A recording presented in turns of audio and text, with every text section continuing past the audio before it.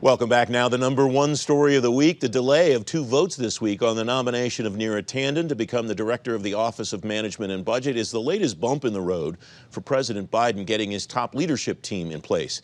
The Defense Department lacks even names of nominees for some of its top jobs. Ann Joseph O'Connell is appointed Senior Fellow of the Administrative Conference of the United States and a law professor at Stanford University. She's writing about the actings in the Biden administration for the Brookings Institution. Aaron Mehta is Deputy Editor and Senior Pentagon Correspondent for Defense News, writing about the vacancies at DOD without candidates. Both welcome to you. Thanks for coming on the program. And a lot of emphasis has been placed on this program and in the general conversation in Washington about the non-Senate confirmed jobs that President Biden has filled. Is it possible that that's negating the lack of nominees for some of these Senate-confirmed jobs? It's possible, though President Biden's pace on nominations is not off compared to recent administrations. But we have seen the incredible reliance on these so-called acting officials under the Vacancies Act. Is the fact that that's the case doing anything, in your view, to impede the progress of the agencies, or is it so early still in the administration that we're not to that tipping point yet?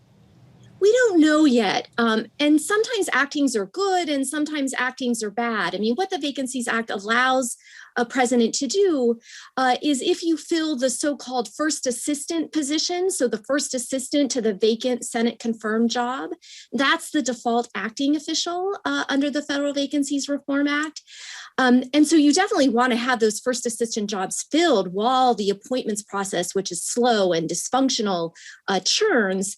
But there are concerns sometimes with acting officials in terms of the stature they have or the ability to carry out particular policies and missions of the agencies. Though many actings do an incredible job while this process works its way through. Aaron, what is your sense of what's happening in the Defense Department based on the fact that there are actings right now leading all of 3 of the services, and there are a number of other positions that have acting folks in capacity?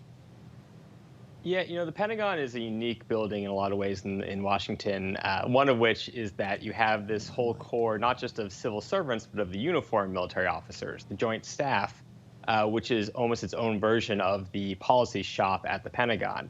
There's been a lot of tensions over the last couple of years, going back to the end of the Obama administration, particularly under the Trump administration, where civilians said, hey, we're not getting the support or we're not getting our voices heard. The uniformed officers are kind of running roughshod over us a little bit. We need to reset the civil-military balance. There are people who argue, and a lot of scholars who argue, that having people in these acting positions, even very qualified people, means that the uniformed officers are going to have more juice and be able in meetings to kind of push through in a way that they couldn't if they were fully confirmed individuals. So certainly there are many actings in the building. There are about 70 people the Pentagon has announced who are either acting performing duties or just below the level of Senate confirmed who have come in. People who are very talented, have a lot of experience, but the big question is, are they going to have the juice that a fully confirmed person is? And a lot of experts say no. And do you expect to see the flow, the pace of this increase in the next 30 to 90 days? Is this something that is just a supply problem, or is it more of a process problem inside the various organizations that are supplying these nominees? So yes and no. I mean, it's still incredibly early to be measuring nominations and to be measuring confirmations. The 100-day mark is a favorite mark of commentators and scholars.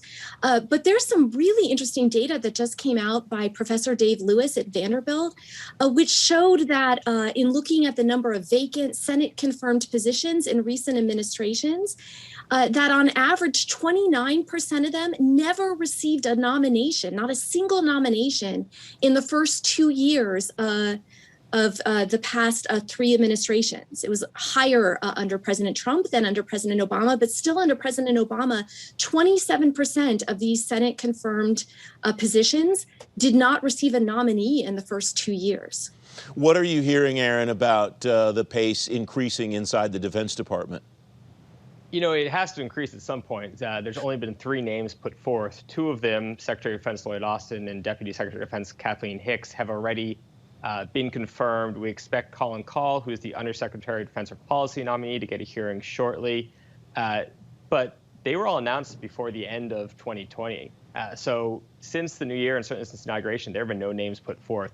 The expectation is there will be names at some point, hopefully soon, for some of the Undersecretary of Defense and Service Secretary jobs. White House official told me that part of the issue they've had is that because of the confirmation of Biden's electoral win was held up so long, the FBI wasn't able to start doing some background checks that are required for the SASC procedure, the Senate Armed Services Committee confirmation procedure. And so there's some officials who are just caught in a backlog right now. The hope is that we'll start seeing some nominees soon. It's getting close to budget time when decisions have to be made. It's getting close to when some reviews are going to be coming due. And certainly I think the Biden team would want to have its fully confirmed people in place, or at least named when those decisions start to have to happen. Aaron, Ann, thanks very much for joining me today. I appreciate your time. Thanks for coming on the program.